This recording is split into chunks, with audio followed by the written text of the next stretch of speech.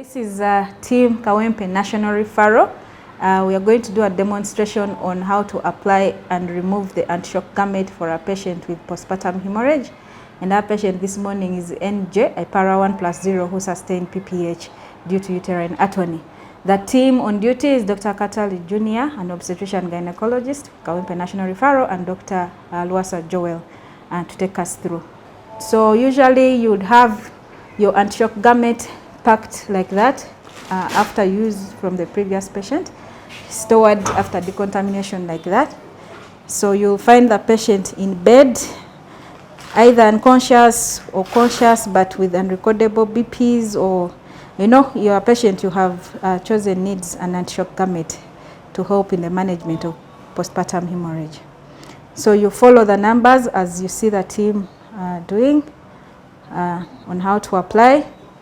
The patient is unable to move, so you have to do teamwork to ensure that you apply it correctly.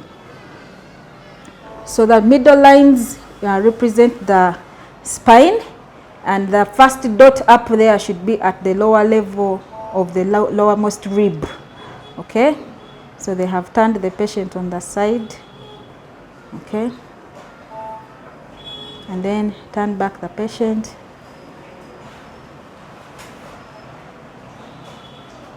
Our patient is unconscious and unable to move, so we have to apply a log rolling to apply the anti-shock garment.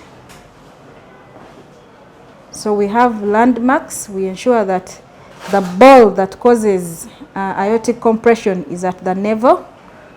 So we check to see that it is at the level of the umbilicus. Okay, and then we start the application. We realize the anti-shock garment is applied in pairs, segment by segment. Okay, our patient is a bit short, so we'll fold segment 1 and then start with segment 2 at the ankle joint. We can fold segment 1, okay, into 2, like, and then we start applying, ensuring that the knee is free so that there's flexibility at the knee joint. Okay, so we apply 2 like that, and then we test. It should snap so that it is not too tight but also not too loose. Okay, we are now applying segment 3 at the hip, still ensuring that we leave the knee free but also snap to ensure that it is well applied. Segment 4 is what you would ideally refer to as a pelvic binder because it brings the two together. Okay, we apply together and also snap. Good. And then we put segment 5, which is the ball, at the level of the umbilicus. So segment 6 should be applied by one person unless you have a really obese patient. Please apply. Okay.